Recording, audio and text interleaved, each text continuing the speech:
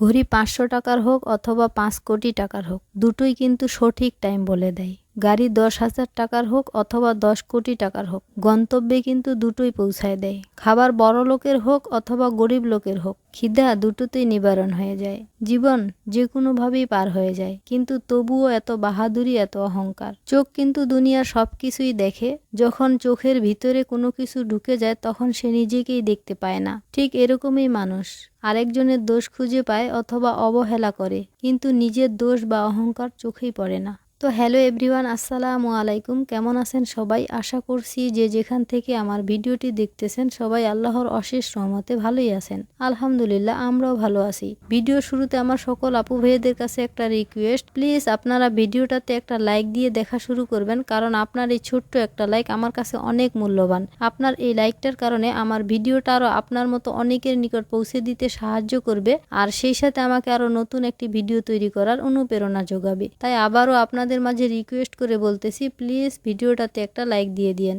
তো গতকালকে খান সাহেব যখন ঘাস কাটতে গিয়েছিল, তখন ধান ক্ষেতের ভিতরে সামান্য কিছু মাছ ধরে নিয়ে এসেছিল। আর এই মাছগুলো শুধুমাত্র টাকি মাছ, আর একেবারেই ছোট ছোট। তো এজন্য এগুলো ভর্তা করার জন্য রাখিনি, রান্না করে ফেলবো আজকে। তো বাড়ির একটা চিচিঙ্গা ছিল, যেহেতু এখন আর চিচিঙ্গা গাছে ধরে না তেমন একটা, তো একটাই মাত্র চিচিঙ্গা ছিল, ওইটা কেটে নিয়েছি। আজকে এই মাছগুলো ভেজে তারপর চিচিঙ্গা দিয়ে চচ্চড়ি করব। তো এই চিচিঙ্গা গুলো আজকে আমি এভাবে অন্যরকম করে একটু কেটেছি আর কি, লম্বা লম্বা করে।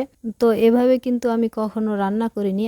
আজকে মাথার মধ্যে নতুন একটা আইডিয়া এসেছে, আর এজন্য আজকে এই ভিন্নভাবে রান্নাটা করে নিলাম। তো মাঝে মাঝে এভাবে যদি কমন রান্না থেকে একটু আনকমন ভাবে রান্না করা যায়, তাহলে কিন্তু খেতে ভালোই লাগে। আর তরকারিটা কিন্তু খুবই স্বাদ হয়েছিল। খান সাহেব বলেছে যে না, ভালোই হয়েছে। আমি ভেজে তারপরে একটু কষিয়ে নিয়ে পানি দিয়ে কিন্তু চচ্চড়ি করে নামিয়ে নিয়েছিলাম। তো নামানোর আগে আগে একটু জিরা দিয়ে তারপরে নামিয়ে নিয়েছিলাম। তো এখন আজকে আমি একটা কথা আপনাদের সাথে শেয়ার করি, সেটা হয়তো বা আপনারা টাইটেল দেখেই বুঝে গিয়েছেন। তো আজকে সকালে যখন আমি চুলা ধরাতে এসেছিলাম নাস্তা খাওয়ার জন্য, তখন সবকিছু রেডি করেছি। প্রথমে হাঁস মুরগি ছাড়ে দিয়েছিলাম, এরপরে রান্নাঘর গুছিয়ে তারপর যখন বসছি যে চুলাটা ধরাবো, তো ওই সময় গ্যাস লাইটটা হাতে নিয়েছি শুধুমাত্র। তো বুকের বাম পাশটা আর কি এমন ভাবে ব্যথা শুরু হয়েছে। তো এই ব্যথাটা কিন্তু আরো আমার 2-3 বছর আগে থেকেই ছিল। তো অন্য সময় যখন ব্যথা করতো তখন কিন্তু এত মিনিট থাকতো না, 2-3 মিনিটের মতো থাকতো আর কি। বুকের বাম পাশটায় তখন হাত দিয়ে চিপে ধরে রাখতে হইতো, মাঝখানে ব্যথা করতো। তো আজকে এমন ভাবে ব্যথা করতেছে, তো এই ব্যথাটা যখন করে তখন কোনো কথাও বলতে পারি না, কোনো দিকে নজরটাও ফেরাতে পারি না, একটুও নড়াচড়া করতে পারি না। যেই জায়গায় ব্যথা অবস্থায় থাকি, বসা বা দাঁড়ানো অবস্থায় যদি থাকি, ওইখানে একেবারেই হয়ে বসে থাকতে হয় অথবা দাঁড়িয়ে থাকতে হয়। কাউকে যে কিছু বলবো সেটাও বলতে পারি না। তো খান সাহেব কিন্তু আমার পাশেই বসা ছিল। এমন কিছু যদি হইতো যে পানি খাবো বা কোথাও আমাকে ই করে দিলে যে একটু ভালো লাগবে, এরকমও না।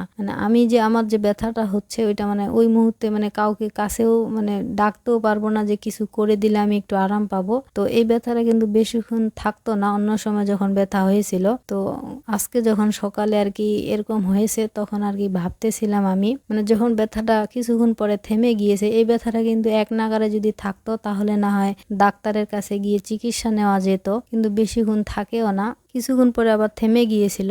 তো আমি সকালে যে তরকারিটা এখন রান্না করে নিলাম, এইটা দিয়ে কিন্তু আজকে 2 বেলা আমরা খেয়ে নিব। সকালে খাবো আর দুপুর বেলা। আর এখন কিন্তু আমি অলরেডি আমিও এখন ঘাস কাটতেছি, ক্ষেতের আইল থেকে ঘাস নিয়ে এসেছি 1 বস্তা।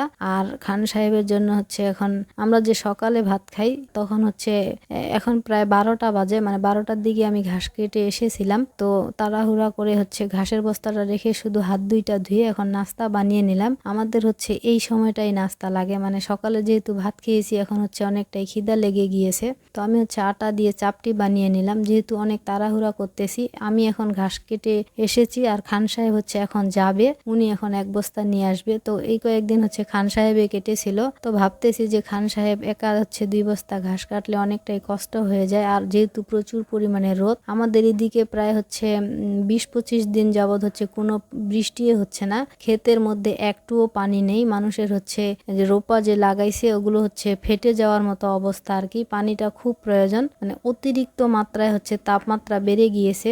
ওই যে বললাম যে 20-25 দিনের মতো হবে প্রায়, কোনো বৃষ্টি হচ্ছে না।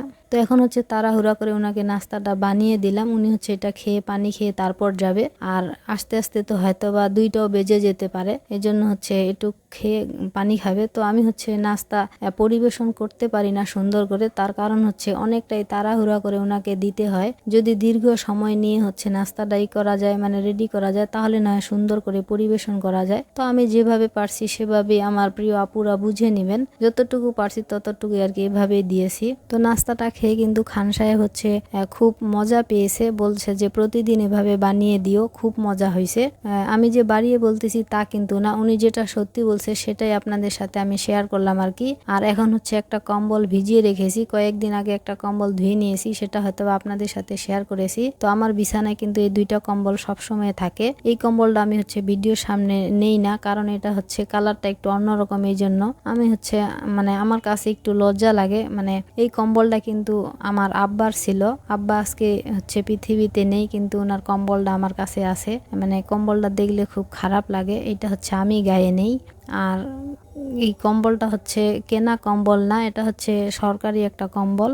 তো আব্বা পেয়েছিল, তখন হচ্ছে আমি যখন ঢাকায় ছিলাম আব্বার কাছ থেকে নতুন অবস্থায় কিন্তু কম্বলটা নিয়েছি। বলছি যে আব্বা এটা হচ্ছে আমি নিয়ে যাই। তো কম্বল কিন্তু অনেক ছিল, সবাই যেহেতু হচ্ছে কম্বল নিচ্ছে, তখন আব্বা এই কম্বলটা আর কি মানে সবাইকে যে কম্বল দিচ্ছে ওইখান থেকে নিয়ে এসেছিল। তো কম্বলটা যদিও হচ্ছে ফ্রি কম্বল, সরকারি কম্বল, আমার কাছে হচ্ছে যেহেতু আব্বা এটা নিয়ে এসেছিল এই জন্য আব্বার স্মৃতি আমার কাছে আছে। তো সবাই আমার আব্বার জন্য দোয়া করবেন। তো আব্বার কথা বলতে বলতে হচ্ছে খুব আব্বার কথা মনে পড়তেছে। আজকে যদি হচ্ছে আব্বা বেঁচে থাকতো তাহলে প্রতিদিনই সকালে হয়তো বা আমার বাড়ির এই দিক দিয়ে বাজারে যেত। আর আমি আরেকটা কথা বলি, মানে একটা কথা বলতে গেলে না অনেক কথাই হচ্ছে চলে আসে, আর না বললে তো আর আপনারা বুঝবেন না। তো আমি এই জায়গায় যে বাড়ি করে আসি, আর আমি মানে আমরা যে ওই যে গোবর রাখার জন্য আর কি জায়গাটা গর্ত করে নিয়েছিলাম, ওই জায়গার হচ্ছে বরাবর রাস্তার ওই পাশেই কিন্তু হচ্ছে আমার আব্বার কবর দিয়েছে। তো ওইটাই যেহেতু আমাদের কবরস্থান, তো আমি হচ্ছে রাস্তায় গেলে আব্বার ওইখানে হচ্ছে দাঁড়িয়ে দোয়া করি। মানে আমার বাড়ির একেবারে আমি হচ্ছে দরজা খুললেই আমার আব্বার মানে কবর দেখা পাই আর কি। তো আবারও বলতেছি সবাই আমার আব্বার জন্য দোয়া করবেন। আজকে হচ্ছে আব্বার কথা খুব মনে পড়তেছে, তাই আপনাদের সাথে শেয়ার করলাম। কম্বলটা ধুইতে গেলেই হচ্ছে মনে পড়ে।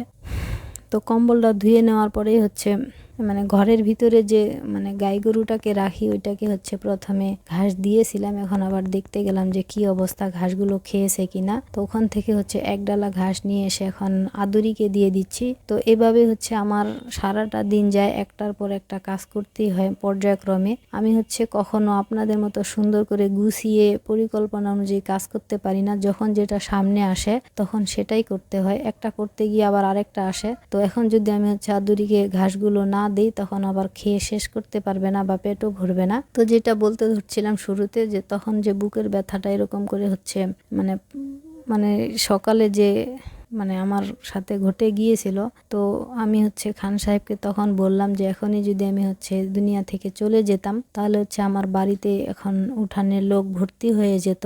আর আমি এই কথাগুলো আর কি বলতেছিলাম বিকালবেলা। তো এখন হচ্ছে বিকাল, যেহেতু সকালবেলা এই ঘটনাটা ঘটেছে আর এখন হচ্ছে বিকালবেলা, তো এখন হচ্ছে সবাই আপন আপন চলে যেত যার যার বাড়িতে। হয়তো বা কিছু কাছের আপন মানুষ শুধু থাকতো, যে চলে গেলে কেমন দেখাবে এজন্য।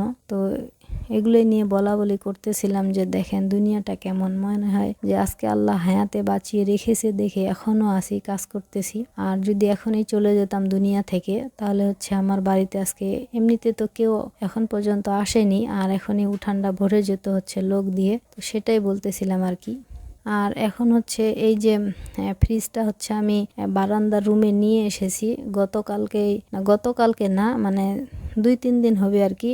আমাদের গ্রামের একটা চাস্তো ভাইয়ের কাছে হচ্ছে এই ফ্রিজের লাইনের কাজগুলো করে নিয়েছে। এতদিন তো হচ্ছে আমরা যেই ঘরে মানে শুই মানে ঘুমাই ওই ঘরেই ছিল। কোথায় ছিল আপনারা হয়তো বা দেখেছেন, কত কষ্ট করে হচ্ছে কারেন্টের চুলাটা দিয়ে রান্না করেছিলাম টেবিলের মধ্যে। ফ্রিজটা যেহেতু মাঝখানে রাখা হয়েছিল ঘর ভাঙার জন্য, তো এখন যেহেতু বারান্দার রুমে সেটিং করেছে তাই ভাবতেছি যে সুন্দর করে মুছে তারপরে হচ্ছে এটা পরিষ্কার করে নেই। তো আমি হচ্ছে শুধু আজকে বাইরের অংশটাই পরিষ্কার করে নিব, আর ভিতরের অংশগুলো হচ্ছে অন্য একদিন পরিষ্কার করব। যেহেতু আমাকে বিভিন্নমুখী কাজ করতে হচ্ছে, এই জন্য হচ্ছে আমি একদিনে অনেকগুলা জিনিস ঘরের পরিষ্কার করতে পারি না, একটু একটু করে করি। আর এই জন্য মনে করেন আজকে হচ্ছে ফ্রিজটা যে পরিষ্কার করতেছি, এইটা আবার মানে ঘুরে এই ফ্রিজটা পরিষ্কার করতে আসতে গেলে আবার মনে করেন হচ্ছে অনেক ময়লা পড়ে এর মধ্যে, যেহেতু এর মধ্যে আরো অন্য কিছু মুছতে হবে, এই জন্যই বললাম আর কি। তো আমি হচ্ছে ফ্রিজের উপরে যে কাপড়টা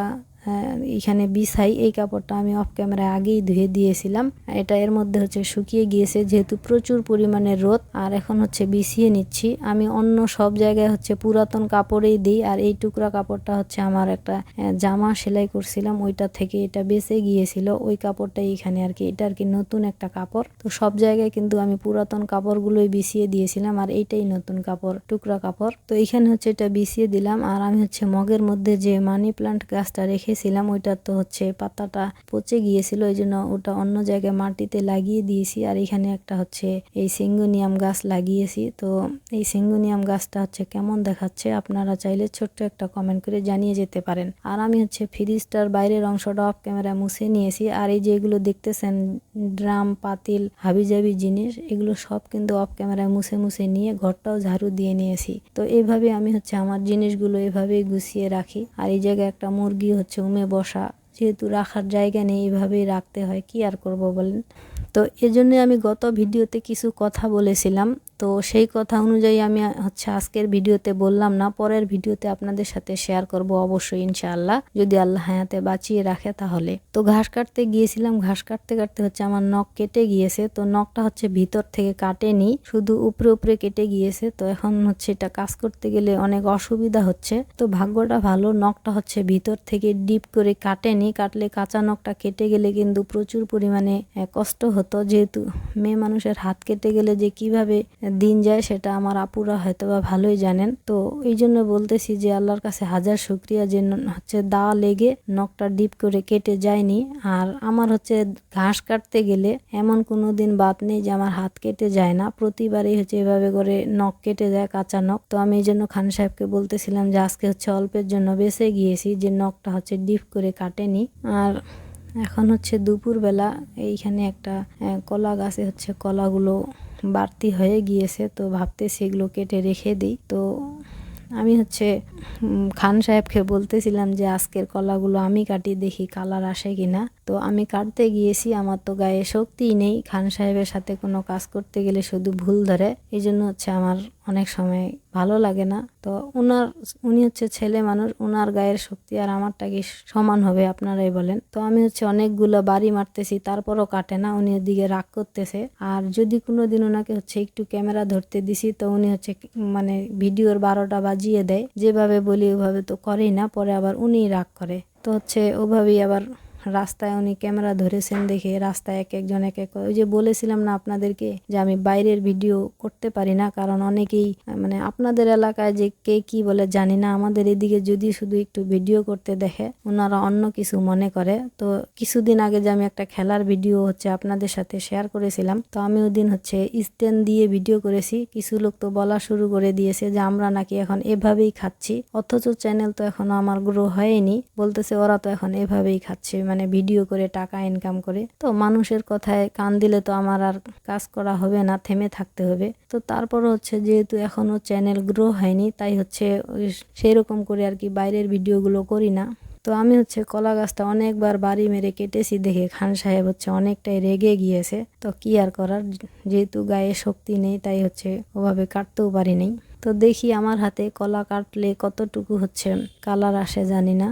তো তখন যে বললাম যে আব্বার কথা মনে পড়তেছে, আমার আব্বা যদি কলা কাটতো তাহলে হচ্ছে খুব সুন্দর কালার আসতো কলাটার। তখন আমি আবার খান সাহেবকে বললাম যে আব্বা কলা যেভাবেই কাটুক, কলাটা যদি বাড়তিও না হয় তারপরও সুন্দর কালার আসতো। আর এখন হচ্ছে এই চাল কুমড়াটা কিন্তু উপরে ছিল, ও হচ্ছে ওই কিছুদিন আগে এক আপু, কোন আপুটা যে বলল ভুলে গিয়েছি, যে গাছের ফল নাকি গাছকে ভারী লাগে না। তো আমার এই চাল কুমড়াটা দেখে ওই আপুর কথা মনে পড়লো। তো এই চাল কুমড়াটা কিন্তু হচ্ছে নিজের ভারিতে পড়ে গিয়েছে, আর মাটিতে বললাম যে একেবারেই হচ্ছে আমাদের এদিকে পানি নেই। ওই যে আমি রোপা লাগাইছি, দেখতেই পেলেন আপনারা যে এক বিন্দুও পানি নেই কিন্তু। মানে সব পানি শুকিয়ে গিয়েছে। আজকে অনেক দিন যাবৎ পানি হচ্ছে না। তো চাল কুমড়াটা আর আজকে হচ্ছে 1.5 লিটার দুধ হয়েছে। তো চাল কুমড়াটা আর এই 1.5 লিটার দুধ হচ্ছে বিক্রি করার জন্য দিয়ে দিচ্ছি, মানে এখন রেডি করে রাখছি আর বিকেলবেলা এগুলো নিয়ে যাবে।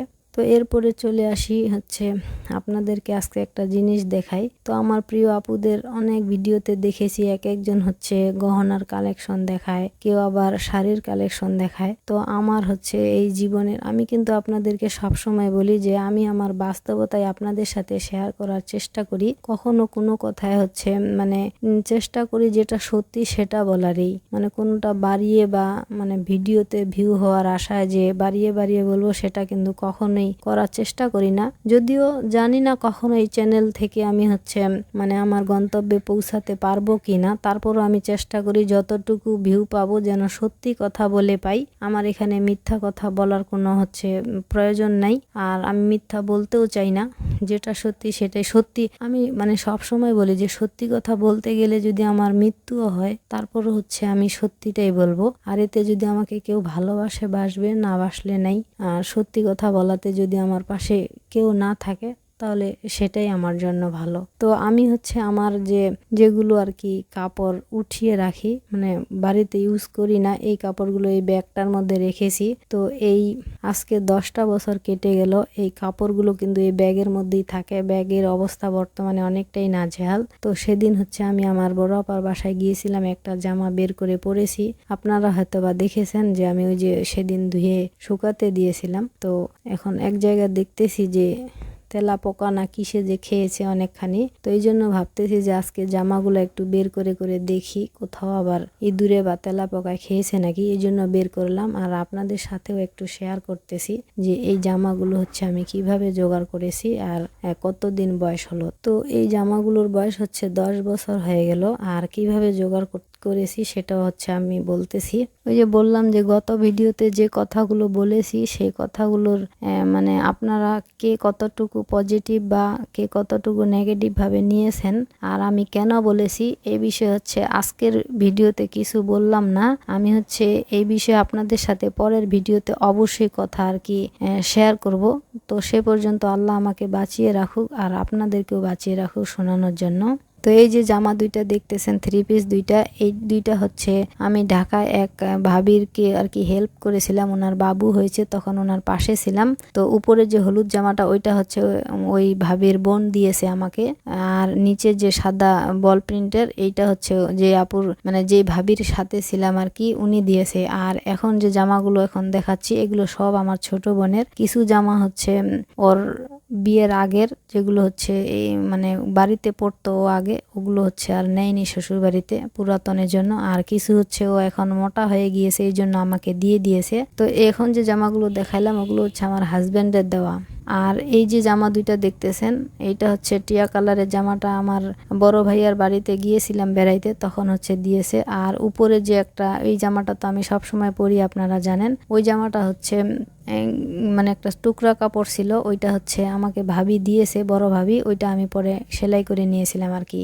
আর এই যে এখন এই যে 3 পিসটা রয়েছে এটাও তো আমি পরে বেড়ে, এটা আপনারা জানেন, এটা আমার ছোট ভাবি দিয়েছে। মানে এটা একটা ওনার জামা ছিল, তখন আমি আমার মাপে হচ্ছে এটা খুলে আবার নতুন করে সেলাই করে নিয়েছি। তো এই হচ্ছে আমার মানে আমি যেভাবে জামা কাপড় জোগাড় করি সেটাই আপনাদের সাথে শেয়ার করলাম। আর আমার হচ্ছে 10 বছরে 14টা 3 পিস কেনা হয়েছে। তো এই 14টা 3 পিস দিয়ে কখনো 10 বছর পার হয় কিনা আমি জানি না। তো ওই যে বললাম যে এই বিষয়ে আমি কথা বলবো আপনাদের সাথে পরের ভিডিওতে আর কি। আর এখন মূল কথা আসি, এই যে এই জামাটা দেখতেছেন এটা হচ্ছে আমার ছোট ভাবি দিয়েছে ওনার জামা। তো এটা আমি খুলে রেখে দিয়েছি, অনেক দিন হয়ে গেল। তো ভাবতেছি খালি জামাটা হচ্ছে অন্য সেলোয়ার আর অন্য দিয়ে না পরে এখন আমি হচ্ছে এই খান সাহেব আমাকে এখানে সেলোয়ারের কাপড় হচ্ছে এনে দিয়েছে, ওইটা এখন মিলিয়ে একটা আমি সেট বানিয়ে নেব আর কি। আমার কাছে মানে একটা লাল আর কমলা রঙের ওড়না রয়েছে, ওইটা দিয়ে হচ্ছে এটা একটা সেট বানালে পরতে পারবো। তো সেলাই করে নিব দেখে আপনাদের সাথে একটু শেয়ার করলাম। আর এখন এটা হচ্ছে রাতের ভিডিও। আজকে হচ্ছে ভাত শেষ হয়ে গিয়েছিল, ভাত ছিল না রাতের জন্য, এই জন্য হচ্ছে রাতে সেমাই রান্না করে নিয়েছি। তো আমার ভিডিওতে হয়তো আপনারা সেমাইটা একটু বেশি দেখেন, কারণ হচ্ছে সেমাই রান্না করতে সহজ। আর আমার যেহেতু কাজের চাপ বেশি, অন্য নাস্তা তৈরি করতে গেলে তো অনেকখানি সময় লেগে যাবে, এই জন্য হচ্ছে শুধু সেমাইটাই রান্না করি বেশিরভাগ সময়। আর দুধ যেহেতু এখন কিনতে হচ্ছে না, বাড়ির দুধ, তো একটু বেশি করে রান্না করেছি। কালকে হচ্ছে যখন আমাদের ওই 11টা-12টার দিকে নাস্তা লাগে, তখন যতটুকু বেঁচে যাবে ওইটুকু খাওয়া যাবে, এই জন্যই। তো আমি যেহেতু গ্রামের একটি সহজ সরল মেয়ে, তাই হচ্ছে আমার কথাবার্তায় অনেক ভুল ত্রুটি থাকতে পারে। আর আপনারা আমার ভুল ত্রুটিগুলো ক্ষমা সুন্দর দৃষ্টিতে দেখবেন। আর আমার গ্রামীণ লাইফস্টাইল ব্লগ ভিডিওগুলি যদি আপনাদের কাছে ভালো লেগে থাকে, তাহলে আমার চ্যানেলটি সাবস্ক্রাইব করে আমার এই ছোট্ট পরিবারের সদস্য হয়ে যেতে পারেন। আর আপনি যদি কাজটি অলরেডি করে থেকে থাকেন, তাহলে আপনাকে জানাই অসংখ্য ধন্যবাদ। আজকে এখানেই বিদায় নিচ্ছি। পরবর্তী ভিডিও নিয়ে নাও আসতে পারি, কারণ নিঃশ্বাসের কোনো গ্যারেন্টি নেই। সবাই ভালো থাকবেন, সুস্থ থাকবেন, আর আমাদের জন্য দোয়া করবেন। আল্লাহ হাফেজ।